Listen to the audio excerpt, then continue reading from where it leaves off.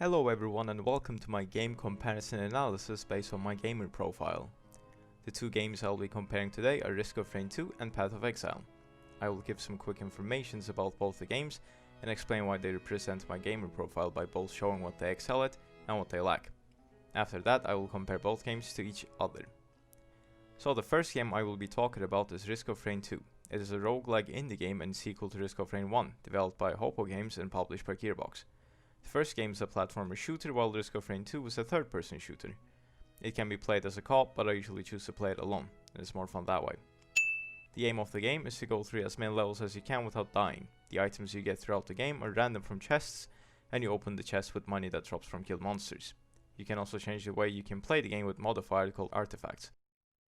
For example, this one artifact lets you choose what items you get. With this, you remove any RNG from the game and can make a build, which is pretty good for someone with a high design score on their profile. The second game of today's interest is Path of Exile. It's an action roleplay game by GGG Studios. Players control a single character with an overhead perspective as they go through areas, kill monsters and get loot. In the downtime, other activities await you, like spending hours flipping items on an auction house for in-game currency profit, or decorating your hideout and unleashing your inner home decorator, which kind of feeds my design and creativity aspect, since you need to do many quests to get enough currency to buy the decorations you need. It is kinda unbalanced, since a small pot of dirt costs the same as an Aztec temple pillar, but who am I to complain? So, about the gamer profile. You can compare it to a certain yellow game mascot. The aspect I value most, and that I will talk mostly today, are action, mastery, and achievement. I think these games cover these pretty good, and I'll show you why. Action. Risk of Rain 2. When you start Risk of Rain 2, it's very slow. There are maybe 1 or 2 enemies who spawn per 30 seconds. However, as the game goes on, more and more come, until it becomes an all-out zoo.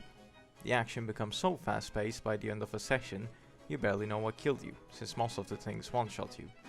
You also have to plan carefully, as there's a nice equilibrium between your time and items. If you spend too much time getting items in a stage, the enemy gets stronger and you die.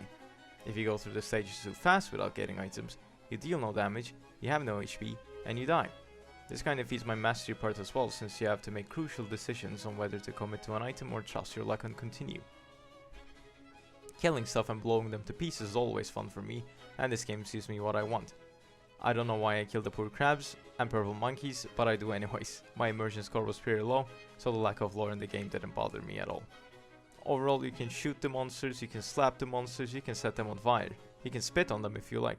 The action just never ends, and I love that about this game. Path of Exile. Path of Exile also starts very slow. You kill a zombie here, you kill a zombie there, another one here, another one there, a crab if you want, another crab here, and then you kill a bigger zombie. Don't let this discourage you, however, because by the end of the long story questline, you will be killing 50 monsters a second. From little zombie crabs to celestial ghosts, this game lets you explode anything you want in your exploding range. The action is truly never ending. I think there's a story in this game somewhere as well, but I didn't want to sit through monologues about how evil these Roman soldier knockoffs are. You have almost an endless way to customize your character when it comes to gameplay, and it's really fun to try different builds. My favorite, for example, is a mine build. You put down mines, you explode the mines, and you watch the enemy die a horrible fire death in a millisecond. That is if you have good gear, otherwise it's a very slow death, which might be yours just as well.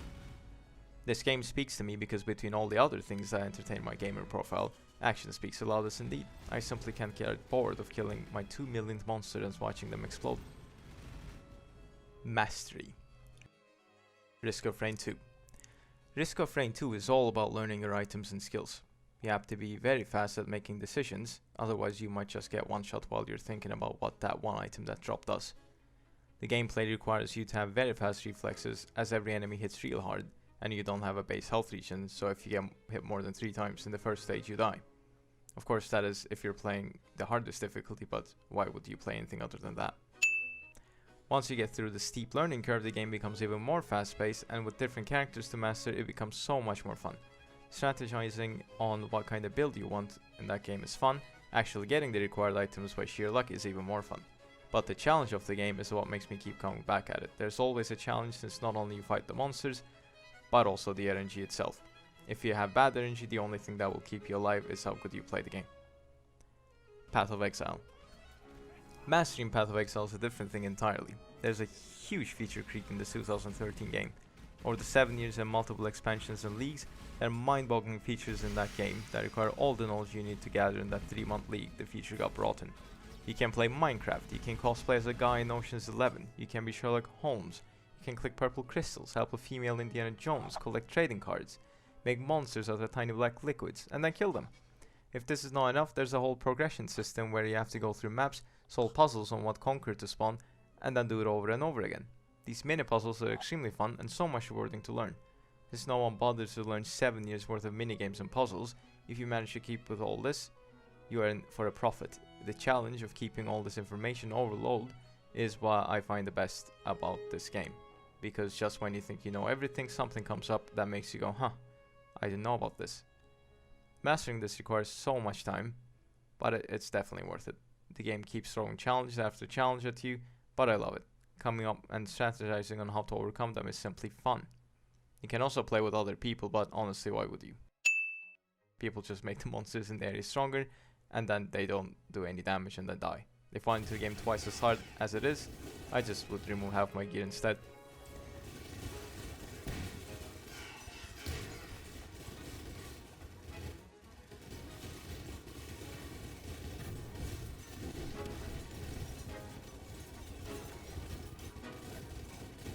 Achievement.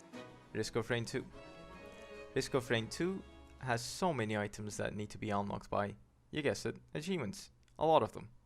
And I love getting them. The sense of accomplishment you get from unlocking achievements is just satisfying.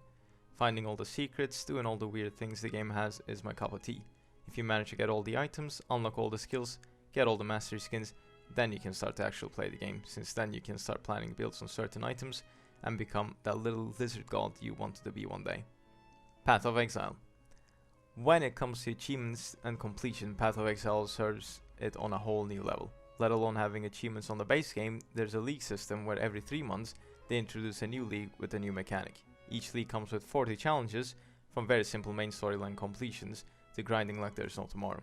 Or doing the hardest difficulty boss that is, with conditions like getting no hit. I love doing these challenges every single time, and if that's not enough, they give rewards for every 12, 24 and 36 challenges you get.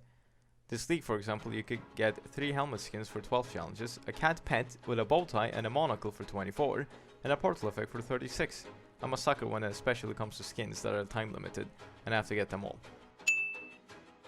It can also be very challenging to get these at least 36 challenges, but it wouldn't be fun otherwise. Another aspect that affects the gameplay is getting items. Items are very heavily RNG dependent. Or you can also try to farm enough currency to buy them off other people as well. But the power you feel when you one-shot a dude that killed you 50 times before is unmatched. By the end of your farming session, you can pretty much one-tap anything, and I love that about this game. Your correct skill tree planning pays off. Speaking of the skill tree, it's huge. You need to plan it right, otherwise you will be stuck and no items can crutch you from that. Designing your own character build is also extremely fun, seeing what works and fixing what doesn't.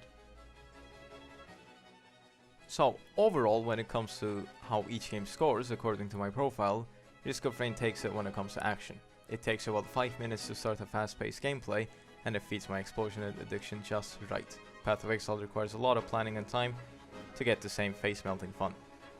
When it comes to mastery, however, I can think of only a few games that comes to Path of Exile level of things to master. You need to have a lot of hours just to know about all the itsy-bitsy things about the accumulated features in this game. Path of Exile challenges everything in a player, from regular gameplay skill to planning to even good knowledge and economy. If someone makes a build using a cheap price item, you better snipe them all off the market, because in a few hours they will be 10 times the price.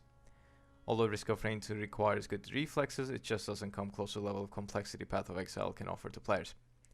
When it comes to achievement, Path of Exile again takes the cake, coming with 14 new achievements to complete every 3 months, with their own time limited cosmetics is just so hard to pass on. My completionist in me looks forward to it every time they reveal a new league, and the power you feel when your build works is just something else entirely. Risk of Rain 2 comes short of that, since once you get all the achievements you can't get anymore. I hope I could explain myself on why I prefer these games when it comes to my gaming profile, and I hope I could persuade at least some people to give these games a try. Although Risk of Rain 2 is not, Path of Exile is free to play, so you can always hop in. Thanks for watching, and take care.